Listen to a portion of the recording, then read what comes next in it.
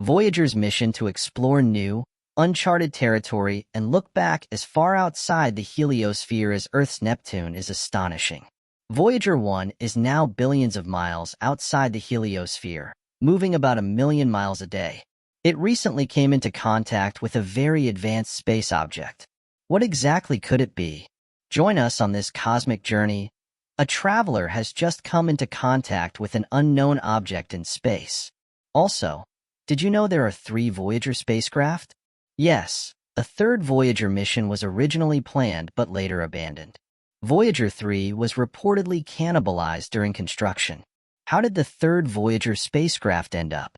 Let's find out. As the first representative of Earth's outer planets, the Voyager spacecraft captured the public's attention in the 1970s and 1980s by taking close-up images of Jupiter, Saturn, Uranus, and Neptune. On August 17, 1977, Voyager 2 was the first spacecraft launched into orbit. Voyager 1 followed on September 5. The Voyager twins are in many ways a holdover from that period. Each has an 8-track tape recorder for data storage, 3 million times less memory than today's cell phones, and a 5G internet connection that transfers data about 40,000 times slower. They both own the gold disc, which contains greetings in 55 different languages, pictures of people and places on Earth, and music from Beethoven to Chuck Berry's Johnny B. Good. Despite the mission's recent media attention, the small spacecraft continued to travel beyond our solar system under the command of project scientist Ed Stone.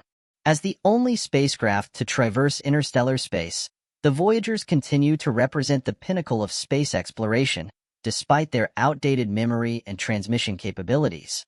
The 1977 flyby of Jupiter by the twin probes began the planetary encounters for which Voyager is best known. After stopping at Jupiter and Saturn, both spacecraft, Voyager 1 and the slightly slower Voyager 2, moved on to Uranus and Neptune. Voyager 1 then left the solar system.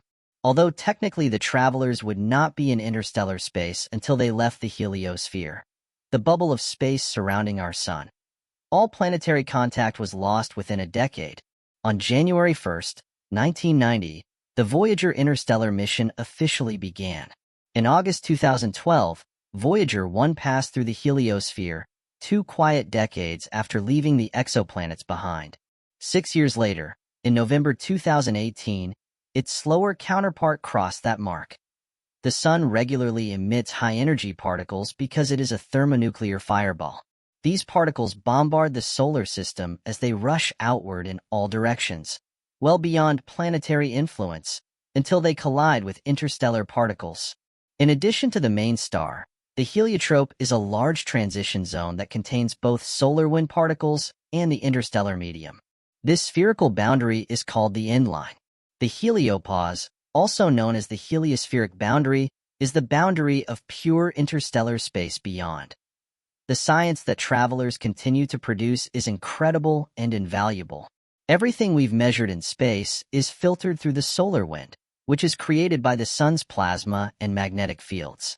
Our atmosphere also filters everything measured by telescopes on Earth.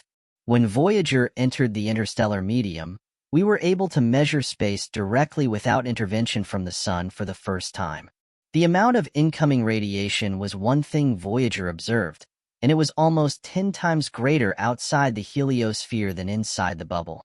Voyager flybys have shown that up to 90% of interstellar radiation is blocked by the sun through the solar wind and heliosphere. Despite the fact that this radiation can be deadly for astronauts, the solar wind actually keeps us protected. Before the passengers arrived, no one knew exactly how protected we were. The travelers also discovered that the sun behaves differently than expected in terms of interaction with its boundary. Like polar magnets, 2 magnetized plasmas can never mix on contact. Therefore, the solar plasma and solar wind cannot mix with the interstellar plasma. However, there are also electrified neutral particles in the universe that do not care and simply go blindly across the boundaries of the heliosphere. Ultimately, they affect our solar environment, and we affect them. Voyagers cannot study these neutral particles directly, but missions like IBEX and New Horizons have increased our understanding of the nature of these unusual interactions throughout the heliosphere. This is what making tough decisions in Voyager looks like now. As spacecraft age, scientists aim to expand the mission as much as possible. But both geographically and in the sense that these are the first spacecraft to be used for such a long time, they are in completely uncharted territory. They are over 45 years old, so their aging and lifespan are the deciding factors in determining the importance of the remaining science. Plutonium-238, which has a half-life of 88 years, powers the Voyagers. When they were first released, it seemed to take forever, but now that half the time has passed, there isn't much base power left to power the spaceship. At the end of the planetary mission, the Voyager crews had already turned off the cameras and some instruments. It was either turn off more instruments, turn off the heaters, or lose the spacecraft because no one knew if the instruments could work without the heaters.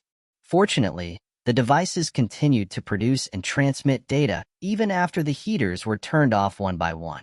Older spacecraft also lacked the transmission power needed to send a clear signal billions of miles back to Earth, making it difficult for telescopes on Earth to pick up those weak signals. It's like a flickering light bulb in an extracorporeal refrigerator. We are talking about a signal with this strength. Therefore, our efforts to communicate with them must be heroic. We would not have been able to keep in touch with the travelers while they were gone if it weren't for advances on Earth, such as the construction of 70-meter disks for the Deep Space Network. Many people do not know that there were 3 Voyager spacecraft. Mariner 13 would also have been Voyager 3 if the mission name had not been changed. When many spacecraft are created, it is really typical that they are mostly used as a spare component and have problems.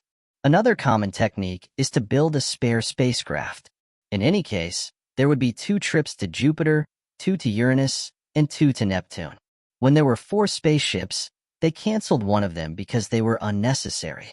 They could choose to build all 3 spacecraft at that time because they had the necessary components. There were growing concerns about the mission's success in the final months prior to the launch of the first probe. Tests were repeatedly conducted to identify problematic assemblies in the AIC and FDS of VGR 772, and various anomalies were discovered at the beginning of August 1977. Despite these problems, the second Voyager, VGR 772, was utilized to make replacement components for Voyager 1, VGR 771, and Voyager 2, VGR 773. The 2 Voyagers, equipped with the RTG, successfully completed their tests and were prepared for imagination since the 1970s, beginning with their launch to explore the outer planets.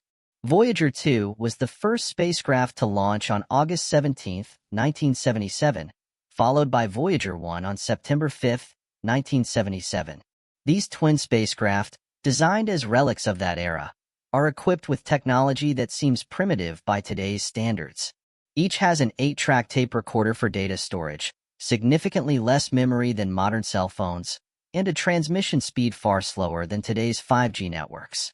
Yet, they carry the golden record, a compilation of greetings in 55 languages, images of people and places on Earth, and music ranging from Beethoven to Chuck Berry's Johnny B. Good. Despite the outdated technology, the Voyagers have made groundbreaking contributions to our understanding of the solar system and beyond. Their missions included flybys of Jupiter, Saturn, Uranus, and Neptune, providing close-up images and valuable data on these planets. After completing their primary missions, both spacecraft continued to venture into uncharted territory. Voyager 1, now billions of miles from Earth, became the first human-made object to enter interstellar space in August 2012, followed by Voyager 2 in November 2018. This milestone allowed scientists to measure the interstellar medium directly for the first time, revealing that the Sun's heliosphere blocks up to 90% of incoming cosmic radiation. As the Voyagers travel further into interstellar space, the data they send back continues to surprise and inform scientists. The spacecraft have discovered that the Sun's interaction with its outer boundary is more complex than previously thought. Electrically neutral particles, which pass through the heliosphere's borders, influence our solar environment and vice versa. While the Voyagers lack the capability to study these particles directly, other missions like IBEX and New Horizons have supplemented our understanding of these interactions. However, The Voyager's instruments are aging, and their plutonium-238 power sources are depleting, necessitating difficult decisions about which instruments to keep operational. The future of interstellar exploration looks promising with plans for a new mission to continue the legacy of the Voyagers. Scientists and engineers are developing a replacement probe that could launch in 2036, designed to explore the universe for at least 50 years. This mission aims to travel twice as fast as Voyager 1 and cover nearly 34 billion miles in its first 50 years, potentially passing by unknown dwarf planets. The probe would use advanced or well-established technology and cost around $1.5 billion, similar to the Parker Solar Probe. If successful, this new mission could provide unprecedented insights into the interstellar medium and aid in planning future missions to other star systems.